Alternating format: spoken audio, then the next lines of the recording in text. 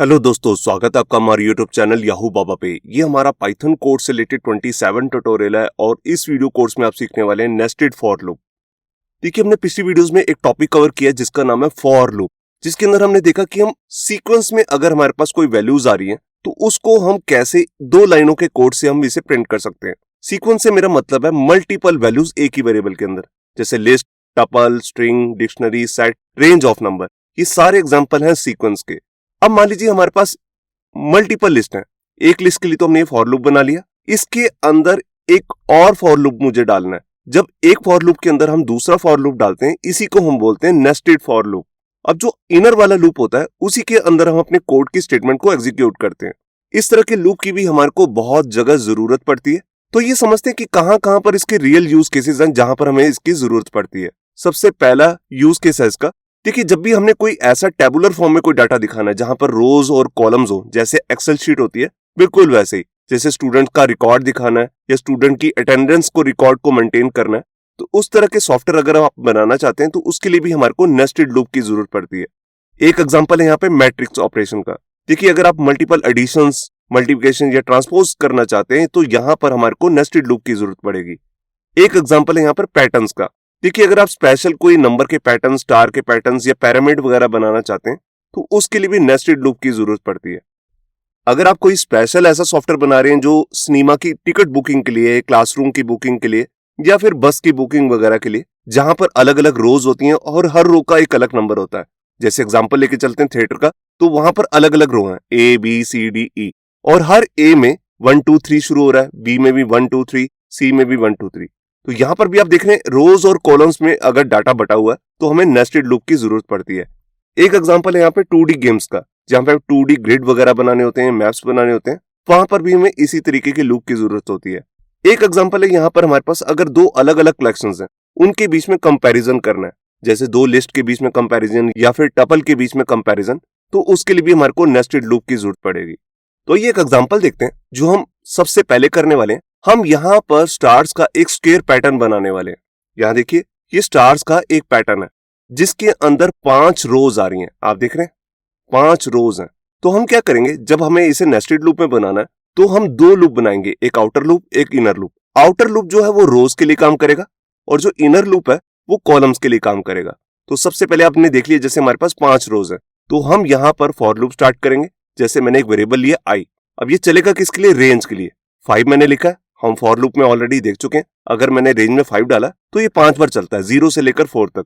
तो ये 5 रोज हो जाएंगे यहाँ पर। अब इसके बाद मेरे को पहली रो के अंदर आकर जैसे 5 बार स्टार को प्रिंट करना है। आप देख रहे हैं, इसके लिए भी मैं एक फॉर लूप चलाऊंगा जो नेस्टेड लूप होगा। बेसिकली जो ये इनर वाला लूप भी है ये भी 5 बार ही चलेगा। इसके लिए मैं अंदर जाकर दोबारा से फॉर लूप स्टार्ट करता हूं और यहां पर मेरा वेरिएबल होगा अलग। जैसे मैंने यहां पर ले लिया जे, आप एग्जांपल में कुछ भी ले सकते हैं, ए बी आई जे, कुछ भी, इन रेंज। अब देखिए, अंदर वाला लूप है वो भी 5 बार ही चल रहा है, आप देख पा रहे हैं। अब बात आती है कि इसके अंदर प्रिंट क्या करना है। तो आप देख रहे हैं प्रिंट के टाइम पे हम सिर्फ स्टार को ही प्रिंट कर रहे हैं, तो हम यहाँ पे लिखेंगे प्रिंट में स्टार। फिर हर स्टार के बाद मेरे को स्पेस भी चाहिए, तो मैंने यहाँ पर एंड फंक्शन यूज किया और इक्वल टू लगाकर स्पेस दे दी। ये हम पिछली वीडियोस में ऑलरेडी देख चुके हैं एंड फंक्शन कैसे काम करता है। आप ये स्पेस सीधा स्टार के साथ भी दे सकते हैं।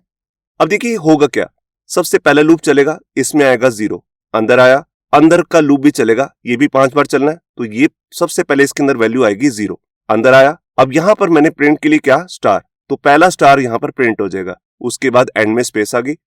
फिर ये लूप दोबारा चलेगा 1 के लिए, 2 के लिए, 3 के लिए और 4 के लिए। पूरा 5 बार ये लूप चलेगा 0 से 4 तक। उसके बाद जैसे ये लूप एंड हो जाएगा, यहां से बाहर आएगा। अब मेरे को क्या करना है, मैं चाहता हूं कि नेक्स्ट लाइन में दोबारा से प्रिंट करना है। तो जैसे मैं इस लूप से बाहर आऊंगा तो यहां पर मैं लूप से बाहर आने के बाद दोबारा से एक एम्प्टी प्रिंट कमांड दूंगा। इसका मतलब है यहां पर स्पेस सेट कर देनी है। इसके बाद जैसे इसको एंड मिलेगा, आउटर लूप दोबारा से रन होगा। अब आउटर लूप में वैल्यू आ जाएगी 1, पहले 0 थी, अब आया 1। अब 1 में यहां पर आ जाएगा सेकेंड वाली रो में, अब अंदर आया और यहां पर आकर दोबारा से जे स्टार्ट होगा 0 से लेकर 4 तक, और दोबारा से स्टार प्रिंट हो जाएंगे ऐसे। उसके बाद बाहर आएगा और दोबारा से इसे मिलेगी एम्प्टी स्पेस, तो यहां पर एंटर लग जाएगा। और इसके बाद यहां पर दोबारा से आएगा फॉर लूप में, आउटर लूप में, और यहां पर इसे मिलेगा 2 मतलब 3 यहां पर, क्योंकि इसकी रेंज की काउंटिंग 0 से स्टार्ट होती है। तो 0 से लेकर 4 तक होंगे बेसिकली। तो इस तरह हमारे ये पैटर्न प्रिंट हो जाएगा। तो ये चलते हैं एडिटर में और वहां पर मैं आपको दिखाता हूं कि इसकी आउटपुट क्या आती है। यहाँ पर देखिए मैंने अपना एडिटर ओपन कर लिया VS कोड और यहाँ पर एक फाइल भी बनाई है नेस्टेड फॉर लूप। अब जैसा मैंने आपको एग्जांपल समझाया था सेम कोड मैंने यहाँ पर डाला हुआ है। देखिए पहला वाला लूप जो है आउटर लूप वो 5 बार चलेगा, इनर लूप भी 5 बार चलेगा और हर बार प्रिंट करना है स्टार को। स्टार को प्रिंट करने के बाद हर बार स्पेस भी ऐड करते रहनी है और जैसे ही इनर लूप से निकलेगा तो यहाँ पर इसे मिलेगा एम्प्टी प्रिंट, जिसका मतलब है नेक्स्ट लाइन एम्प्टी प्रिंट हो जाएगा। उसके बाद यहाँ पर आउटर लूप दोबारा से चल पड़ेगा। तो इस तरह बाहर वाला लूप भी 5 बार चलेगा, इनर लूप भी 5 बार। मैं इसको प्रिंट करके दिखाता हूं। ये देखिए यहां पर आप देख रहे हैं जैसा हमने पैटर्न देखा था स्टार का स्क्वायर पैटर्न बिल्कुल वैसा ही यहां पर प्रिंट हो चुका है। तो इस तरह अगर आपने कभी भी रोज और कॉलम्स में मैट्रिक्स फॉर्म में कोई डाटा डालना हो तो हम फॉर नेस्टेड लूप का यूज कर सकते हैं। अब मैं यहां पर एक एग्जांपल आपको दिखाता हूं जिसके अंदर मैं यहां पर काउंटिंग को प्रिंट करना चाहता हूं 1 से लेकर 100 तक। 100 यहां पे आना चाहिए और 1 यहां पर, और 1 से लेकर 10 तक एक लाइन में रहेगा, 11 से लेकर 20 तक नेक्स्ट लाइन में, 21 से लेकर 30 तक नेक्स्ट लाइन में। इस तरह मेरे को काउंटिंग को प्रिंट करना है। तो टोटल यहां पर 10 लाइनें प्रिंट होंगी रोज के लिए। तो उसके लिए मैं यहां पर क्या करता हूं, एक वेरिएबल ले लेता हूं रोज। बेसिकली मैं इसी कोड को कॉपी कर लेता हूं, इसको तो ऊपर रख देता हूं और इसको कमेंट कर देता हूं और यहां पर आकर एक मैंने वेरिएबल लिया रोज। अब रोज कितनी चाहिए, टोटल 10। तो हम यहां पर अब लिखेंगे रोज। ये देखिए अब आउटर लूप जो है बाहर वाला लूप 10 बार चलेगा, इनर वाला लूप भी मेरे को 10 बार चलाना है, जैसे 1 से लेकर 10 तक, फिर 11 से लेकर 20 तक। तो उसके लिए भी मैं यहां पर जो रोज मैंने यहां पर लिया उसको भी यहां डाल देता हूं, मतलब कि दोनों लूप्स 10-10 बार चलेंगे। अब यहां पर एक मेरे को एक्स्ट्रा वेरिएबल लेना पड़ेगा जिसकी काउंटिंग को मुझे प्रिंट करना है। तो उसकी स्टार्टिंग होगी 1 से। तो यहां पर उस वेरिएबल का नाम जैसे ले लेता हूं नम। नम मतलब नंबर, इसकी स्टार्टिंग हो रही है 1 से। अब मैं यहां पर प्रिंट क्या करूंगा, नम। अब स्टार्टिंग में यहां पर प्रिंट होगा 1, फिर लूप दोबारा चलेगा, फिर से 1 प्रिंट हो जाएगा। तो मैं हर बार नंबर की वैल्यू को भी चेंज करना चाहता हूं, मतलब कि इंक्रीमेंट करना चाहता हूं। तो उसके लिए मैं यहां पर लिखूंगा नम प्लस इक्वल टू 1। यहां पर मैंने एडिशन असाइनमेंट ऑपरेटर यूज किया जिसमें मैं क्या कर रहा हूं, नंबर की एग्जिस्टिंग वैल्यू के अंदर 1 प्लस करता जा रहा हूं। जैसे 1 स्टार्टिंग में था तो इसमें 1 ऐड हो गया। अब नंबर की दूसरी वैल्यू हो जाएगी नम की 2, फिर 3 हो जाएगी, फिर इस तरह 4 होती रहेगी। हर बार जब ये लूप चलेगा इनर वाला तो ये वैल्यू इंक्रीमेंट होती रहेगी। और जैसे 1 से लेकर 10 तक काउंटिंग प्रिंट हो जाएगी उसके बाद इस लूप से बाहर आएगा और इसको मिलेगा एम्प्टी प्रिंट, जिसका मतलब नेक्स्ट लाइन में एंटर कर जाना। और उसके बाद आउटर लूप दोबारा से चलेगा सेकंड रो के लिए और उसके अंदर आएगा, यहाँ पर दोबारा से काउंटिंग शुरू होगी। अब नंबर को हमने लास्ट में छोड़ा था 10 पे, तो मतलब कि यहाँ 11 से शुरू हो जाएगी काउंटिंग। मैं आपको दिखाता हूँ इसे प्रिंट करके। तो यहाँ पर मैंने कोड को प्रिंट किया और ये देखिए 1 से लेकर 10 तक पहली रो में काउंटिंग प्रिंट हुई है, फिर 11 से लेकर 20 तक, 21 से लेकर 30 तक। इस तरह ये लास्ट में 91 से 100 तक काउंटिंग प्रिंट होगी। तो यहाँ पे आपको यूज समझ में आ रहा होगा कि हम कैसे नेस्टेड लूप का यूज करके इस तरह से पैटर्न में काउंटिंग प्रिंट कर सकते हैं। अब मैं और भी इंटरेस्टिंग आपको एक ट्रायंगल पैटर्न बना के दिखाता हूं। उसके लिए हम यहां पर स्पेशल नंबर का एक पैटर्न यूज करेंगे। ये देखिए कुछ इस तरीके से, पहली लाइन में 1, फिर 1 2, फिर 1 2 3, फिर 1 2 3 4, 1 2 3 4 5। अब इसको भी हम 2 लूप्स के अंदर बनाएंगे, आउटर लूप और इनर लूप में। देखिए जो बाहर वाला लूप है वो चलेगा 5 बार। आप यहां पर देख रहे हैं। उसके लिए जैसे मैं मान लेते हैं एक वेरिएबल ले रहा हूं रोज, ताकि आपको समझना आसान रहे। तो उसके लिए हम लूप कैसे बनाएंगे, कुछ इस तरीके से। ये देखिए मैंने जैसे यहां पर लूप चलाया, यहां पर वेरिएबल लिया रो इन रेंज। रेंज के अंदर मैंने रेंज डिफाइन कर दी 1 से लेकर 6। तो ये 1 से लेकर टोटल 5 तक प्रिंट करेगा, 6 को काउंट नहीं करता है। 6 तक का मतलब होता है 5 तक। तो यहां पर 5 तक प्रिंट करेगा। इसके बाद बात आती है हमारे कॉलम्स की। अब यहां पर देखिए कॉलम हर बार अलग वैल्यू प्रिंट कर रहा है, मतलब कि जैसे यहां पर 4 रो में 4 बार प्रिंट किया, 3 रो में 3 बार प्रिंट किया। तो अब यहां देख रहे हैं पैटर्न मैच कर रहा है। जैसे पहली रो थी तो अंदर वाला लूप जो है, जो इनर लूप बनेगा वो भी एक ही बार चल रहा है। जैसे यहां 2 था तो ये भी 2 बार चला। तो इनर लूप के लिए हम क्या करेंगे, हम यहां पर एक वेरिएबल लेंगे कॉल। कॉल मतलब कॉलम्स, ये हमारे कॉलम्स है। और यहां पे पैटर्न आपको समझ में आ रहा होगा कि जैसे ये 2 है बाहर रो में, तो ये अंदर वाला लूप भी 2 बार चला। यहां 3 है तो ये देखिए 1 2 3 3 बार लूप चल रहा है। इसका मतलब जो अंदर वाला लूप है हमेशा 1 से स्टार्ट होगा और उसका एंड कहां पर होगा, जो हमारी रो है। तो यहां पर इसको लिखेंगे कैसे, कुछ इस तरीके से। देखिए इनर के लिए मैंने यहां पर वेरिएबल लिया कॉल, इसमें भी रेंज डिफाइन की है। रेंज में स्टार्टिंग कहां से हो रही है, 1 से। आप देख रहे हैं हर बार 1 से स्टार्ट होगा, मगर चलेगा कहां तक, कोमा लगाकर मैंने एंड पॉइंट दे दिया। देखिए जो भी रो की वैल्यू है जैसे 3, तो 3+1, क्योंकि यहां तक चलेगा। अगर 3 लिख देंगे तो 2 ही बार चलेगा। जैसे आपने ऊपर देखा था 6 लिखा था तो चला तो 5 बार था। तो यहां पर भी ऐसे ही करेंगे, रो में +1 कर देंगे। रो की जैसे वैल्यू है 3, तो 3+1 4 हो जाएगा। यहां पर आ जाएगा 4, तो 1 2 3 3 तक चलेगा, 4 को काउंट नहीं करेगा।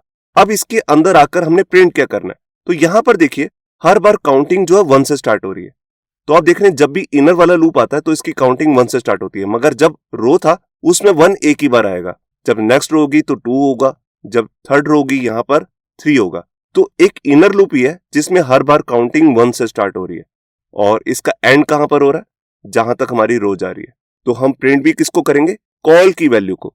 तो देखिए यहां पर प्रिंट में मैं लिख दूंगा कॉल, क्योंकि कॉल की ही वैल्यू हर बार 1 से स्टार्ट हो रही है, और जितनी बार लूप चलेगा उतनी बार कॉल की वैल्यू प्रिंट हो जाएगी। इसके बाद हर बार प्रिंट करने के बाद मैं स्पेस भी ऐड करना चाहता हूं, जैसे 1 के बाद स्पेस, फिर 2, फिर स्पेस, फिर 3।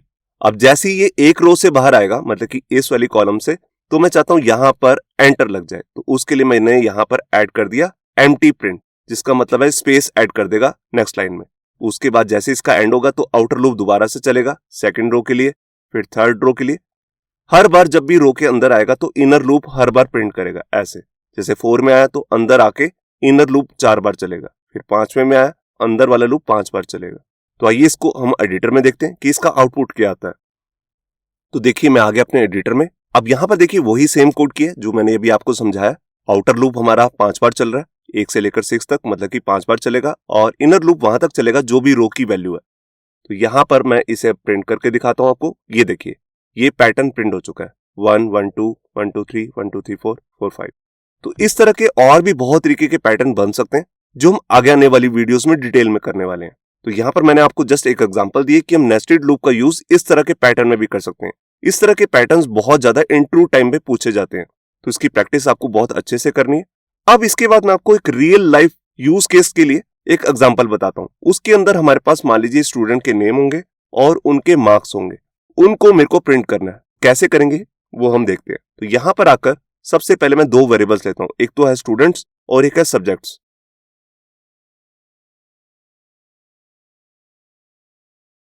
ये देखिए यहां पर मैंने 2 वेरिएबल्स लिए, एक है स्टूडेंट्स जिसमें स्टूडेंट के नेम आ रहे हैं, 3 स्टूडेंट्स लिए हमने, अमित, राहुल और प्रिया, और यहां पर सब्जेक्ट्स भी हैं, मैथ, साइंस और इंग्लिश। तो सभी के सब्जेक्ट्स हैं, अमित के लिए भी तीनों सब्जेक्ट्स हैं, राहुल के लिए भी और प्रिया के लिए भी। तो पहले मैं क्या करना चाहता हूं, मैं हर स्टूडेंट के नेम के साथ इन सब्जेक्ट्स को प्रिंट करना चाहता हूं। उसके बाद हम मार्क्स पे भी काम करेंगे। तो सबसे पहले मैं आपको दिखाता हूं इसे हम कैसे करेंगे। तो सबसे जो आउटर लूप है वो हम स्टूडेंट्स के लिए चलाएंगे। तो पहले मैं बाहर वाला लूप बनाता हूं।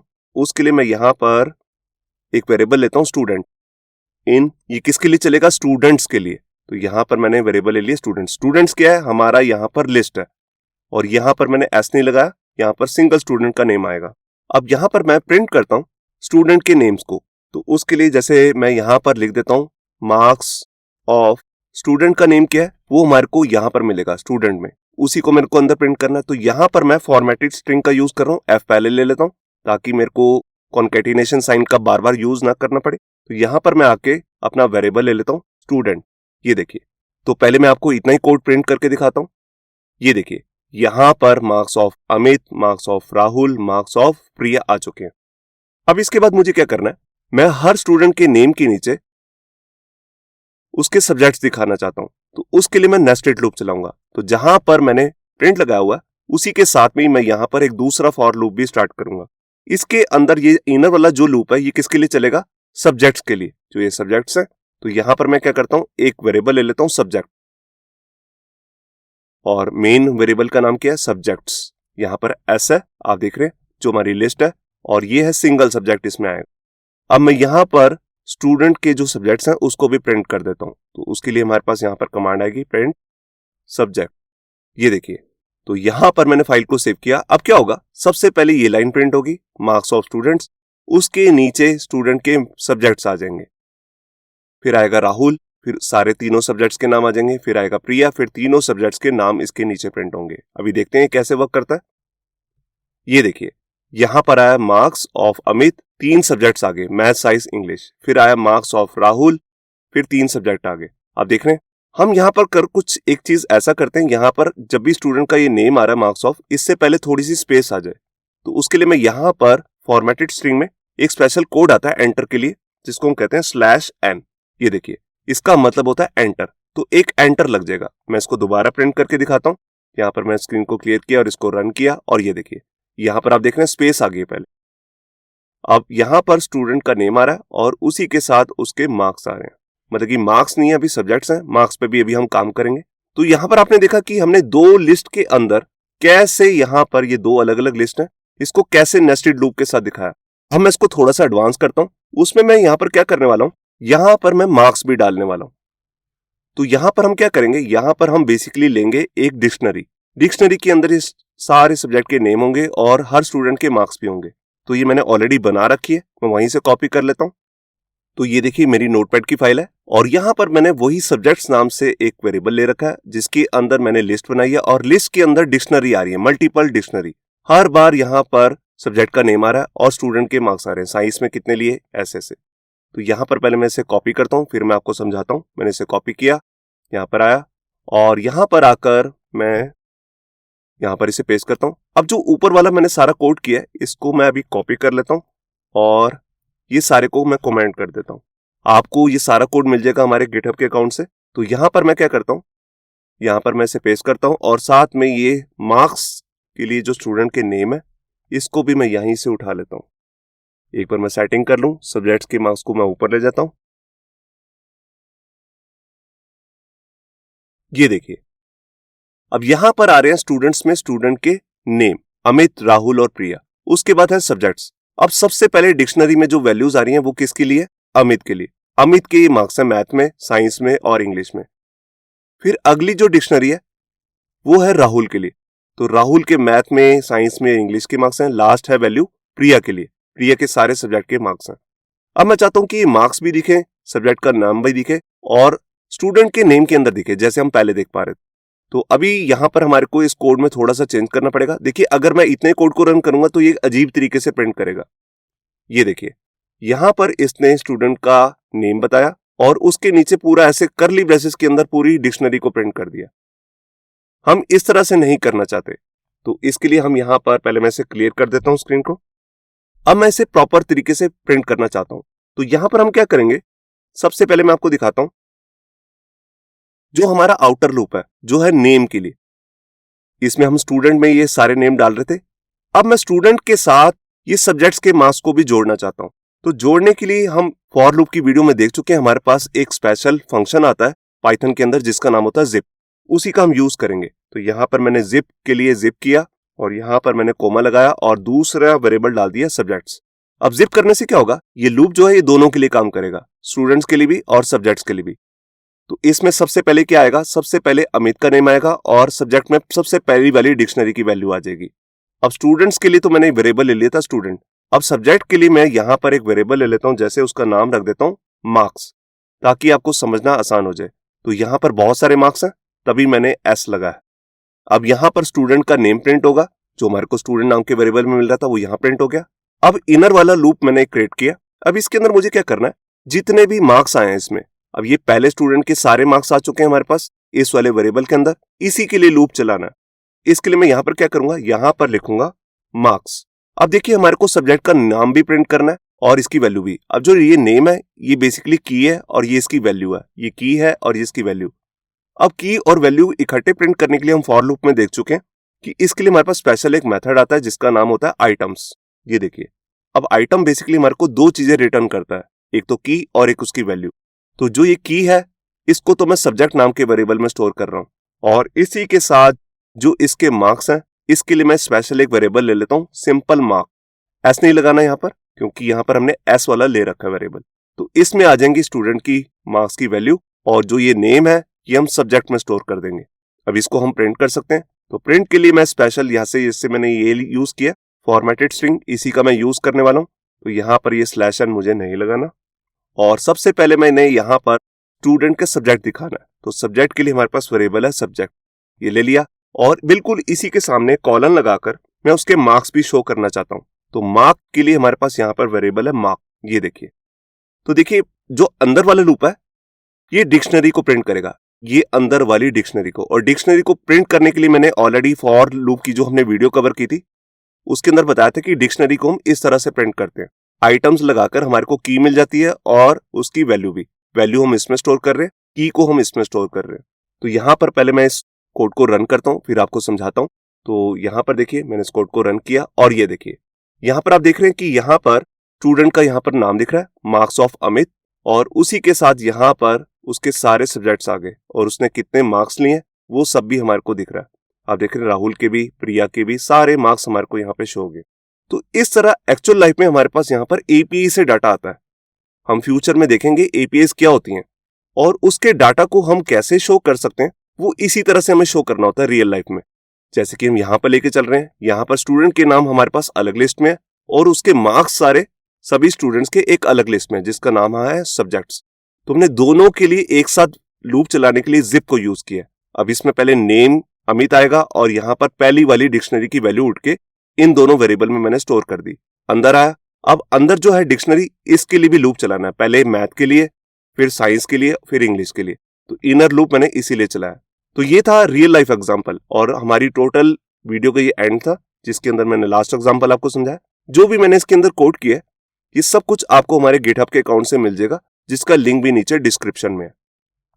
होप सो आपको हमारा ये वीडियो ट्यूटोरियल अच्छा लगा होगा। अगर अच्छा लगा है तो वीडियो को प्लीज लाइक करना मत भूलिए। अगर आप ऐसी रेगुलर अपडेट्स चाहते हैं तो हमारे चैनल याहू बाबा को सब्सक्राइब करना मत भूलिए।